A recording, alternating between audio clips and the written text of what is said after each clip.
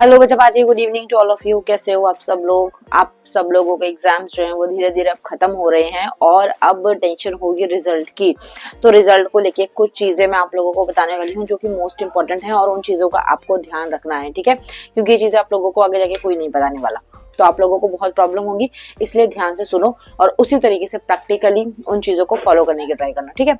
First of all आप लोगों का जब रिजल्ट आएगा, अगर आपको लगता है कि मेरा कोई पेपर जो है वो बहुत बेकार गया है, आपको लगता है कि मेरा कोई एग्जाम जो है वो बहुत ज्यादा नेगेटिव वे में आपकी फीलिंग्स और वाइब्स जा रही हैं कि अच्छा नहीं गया पेपर, तो उस कंडीशन में आपको क्या करना है?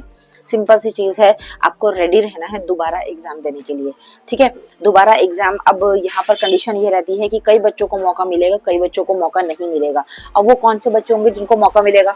सबसे पहली चीज तो, अगर आपका पेपर होता है और अगर आप एक कंपार्टमेंट सिर्फ फेस करते हैं, मींस अगर आपका रिजल्ट के अंदर सिर्फ कंपार्टमेंट लिखा हुआ आ रहा है या फिर आप क्वालिफाइड तो हैं बट आपको 5 सब्जेक्ट रूल से पास किया गया है, तो आपका जो मेन सब्जेक्ट होगा या आपका कोई ऐसा सब्जेक्ट जिसके मार्क्स रिप्लेस करके पास किया गया और वो कोई मेजर सब्जेक्ट है जो आपको आगे जाके फील्ड में लेना है, तो उस कंडीशन में आप दोबारा से पेपर दोगे और उसके लिए सिर्फ और सिर्फ एक सब्जेक्ट के लिए आपको चांस दिया जाता है कि आप पेपर दोबारा दे सकते हो विद इन 40 और 15 डेज, ठीक है? 40-50 डेज का टाइम आपको दिया जाता है और आपका पेपर दोबारा से कंडक्ट करवाया जाता है, जिसको हम री एग्जाम बोलते हैं या फिर जिसको हम बोलते हैं कि दोबारा से कंपार्टमेंट का एग्जाम होना। This is only for one subject, okay? ये चीज आपको माइंड में रखनी है। अब यहाँ पर कुछ कैटेगरी के स्टूडेंट्स ऐसे भी होंगे जिनका मोर देन 1 सब्जेक्ट कंपार्टमेंट होगा, लाइक 2 सब्जेक्ट्स और 3 सब्जेक्ट्स, तो उसके अंदर अब हम क्या कर सकते हैं मैम? उसके अंदर अभी तो आप लोगों के पास कोई सॉल्यूशन नहीं होगा और 1 साल अगर पूरा पूरा आप लोगों को बचाना है, क्योंकि उसके बाद सिर्फ आप एक सब्जेक्ट तक में अगर आपके कंपार्टमेंट आती है तो आप कंपार्टमेंट 1 महीने में क्लियर करके आप अगली क्लास या कॉलेज में एडमिशन ले सकते हैं। But what if we face compartment in 2 और मोर सब्जेक्ट्स, तो उस कंडीशन में आप बाय प्राइवेट कैंडिडेट फॉर्म को फिल करेंगे, जो कि पेपर आप लोगों के अगले साल होंगे, मींस आपका 1 साल खराब हो सकता है। तो अब इस कंडीशन में क्या करा जाए? अगर हमारे 1000 सब्जेक्ट में कंपार्टमेंट है तो उस कंडीशन में क्या कोई सॉल्यूशन होता है? या सॉल्यूशन होता है, अगर आपके मार्क्स आपको लगता है कि पासिंग मार्क्स को क्रॉस कर सकते थे बट उन्होंने नहीं दिए, so in that condition you can go for rechecking और रीवैल्यूएशन, ठीक है? रीचेकिंग और रीवैल्यूएशन में आपको जाना है और वहां पर डेफिनेटली मार्क्स बढ़ते हैं, बट उनकी एक प्रोसेस होती है जो आपको ध्यान रखनी होती है। लाइक प्रोसेस का मतलब ये होता है कि जैसे कि जब आप लोगों ने फॉर्म को फिल किया है और जब आपका रिजल्ट आया है और रिजल्ट आने के बाद में आप लोगों के फॉर्म्स जो है वो निकलना स्टार्ट हो जाते हैं और रीचेकिंग के, रीवैल्यूएशन के, इम्प्रूवमेंट के सारे फॉर्म्स निकलते हैं आप लोगों के। तो मैं बकायदा वीडियोस बना देती हूँ जब निकलते हैं, तो आप लोगों को उसमें ध्यान क्या चीज का रखना होता है कि कौन से फॉर्म जो है वो निकल गया है, क्योंकि इनका सीबीएसई वालों का पैटर्न, एचबीएसई वालों का पैटर्न ऐसा रहता है कि एक एग्जैक्ट डेट देते हैं और उस डेट के बाद अगर आप आते हो तो आपको फॉर्म फिल का ऑप्शन नहीं दिया जाता।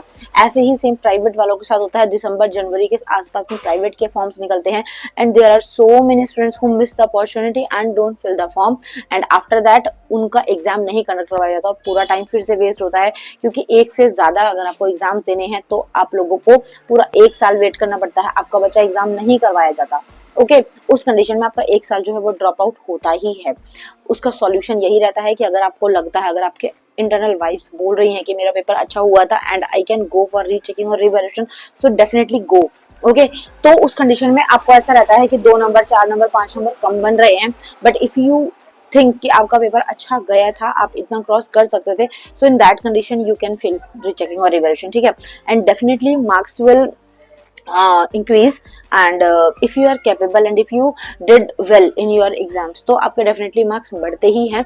ऐसा नहीं होता, बच्चे बोलते हैं कि मैम रीचेकिंग में मार्क्स बढ़ते नहीं हैं या रिवैल्यूएशन में मार्क्स बढ़ते नहीं हैं, ऐसा नहीं है। अगर आपने अच्छे से पेपर किया है तो definitely your marks will increase, इसीलिए रीचेकिंग रिवैल्यूएशन प्रोसेस बनाई गई है, सो दैट आप लोगों के मार्क्स अच्छे से इंक्रीज करके वो लोग आपका रिजल्ट सुधार सकें।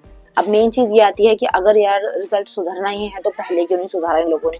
तो वो बोर्ड के हाथ में है, we can not do anything in these things, but we can fill rechecking, revaluation और फोटोकॉपी वगैरह की जो प्रोसेस होती है वो फॉलो करके हम लोग ये चीज कर सकते हैं।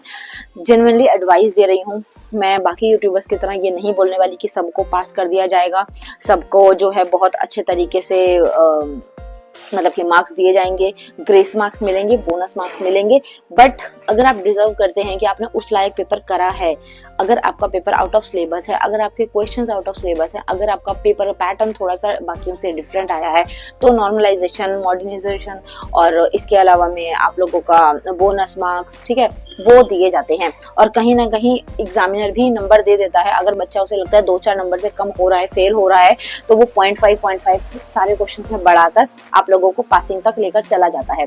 तो ये सारी चीजें पॉजिटिविटी की तरफ हैं, but we can not ignore negative side. Okay, आप लोगों को दोनों साइड लेकर चलनी होती है। सबके सब पास नहीं होते, सबके सब फेल नहीं होते, but I am with you all, positive वालों के साथ भी, नेगेटिव वालों के साथ भी। तो आपको दोनों कंडीशंस में रेडी रहना है।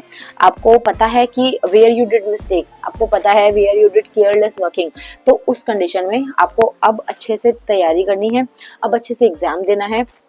और आप लोगों को बकायदा मौका भी दिया जाता है। एक एग्जाम वालों को तो मौका दिया जाता ही है 40-50 दिन में, मतलब जुलाई में एग्जाम्स होते हैं हम लोगों के। उसके बाद प्राइवेट के थ्रू आप पेपर देते हैं, जो कि एग्जाम्स नेक्स्ट ईयर वालों के साथ होते हैं। उसके साथ आपके पास ऑप्शन एक रीचेकिंग, रिवैल्यूएशन वाला रह जाता है। अगर आप चाहते हैं तो उस तरफ आप जा सकते हैं। बाकी इसी तरीके का है ये, और बहुत ज्यादा इग्नोर नहीं करना। डेट्स जो आगे आगे आएंगे अलग अलग प्रोसेस की, उनको इग्नोर नहीं करना, क्योंकि एक पर्टिकुलर परफॉर्मा होता है। अगर आप उसको फॉलो नहीं करेंगे so you miss the opportunity and you cannot fill the form after the date. ठीक है, तो उस चीज का ध्यान रखना है। बाकी बहुत सारी चीजें चैनल पर मैं बताती रहती हूँ, आगे भी अभी आप लोगों को धीरे धीरे गाइड करना स्टार्ट करूंगी। प्रैक्टिकली चीजें बताऊंगी जो आप फेस कर सकते हो। ये नहीं हवा में आपको बता दूं कि हाँ सब पास होंगे, पक्का पास ही होंगे, क्योंकि मैंने बहुत सारे कमेंट्स भी किए हैं। जिस बच्चे ने मुझसे पूछा जहाँ मुझे लगा है कि उसका पास होना मुश्किल, तो मैंने बोला है उसको कि रिस्क है, so you can prepare for the exam in July. तो वही चीज है, आप लोग प्रिपेयर करिए अच्छे से, ठीक है। जहां पर आपको डर लग रहा है कि मेरे मार्क्स इतने तक हैं, पता नहीं पास होंगे, कंपार्टमेंट आती भी है तो आपको बेखौफ तैयारी करनी है यार। 27 नंबर, 30 नंबर, इतना तक पढ़ लोगे, निकल जाओगे। कोई इसमें बड़ी चीज नहीं है। एक सब्जेक्ट का तो पढ़ सकते हो, इतने सब्जेक्ट्स पास आउट कर लिए तो एक सब्जेक्ट बड़ी बात नहीं है ना। तो प्रैक्टिकली चीजें आप लोगों को बता रही हूँ जो आगे जाके आप लोगों को फेस करनी पड़ सकती है। तो आई होप चीजें समझ आ गई होंगी, और आपको लगता है कि हाँ इस चीज में डाउट है या ये चीज समझ नहीं आ रही है, तो आप कमेंट कर दीजिएगा। और अगर चैनल पर फर्स्ट टाइम आए हैं तो चैनल को सब्सक्राइब कर देना, बेल आइकन प्रेस करना, ताकि आपको रिजल्ट तक बहुत सारी ऐसी चीजें देखने को मिले और बहुत सारी वीडियोस देखने के लिए मिले, बहुत चीजें आप सीखो। ओके, तो जेन्युइनली चीजें आप लोगों के साथ शेयर करूंगी, जिसके लिए आपको चैनल पर बने रहना है। See you in next video. Thank you so much for watching. Bye bye.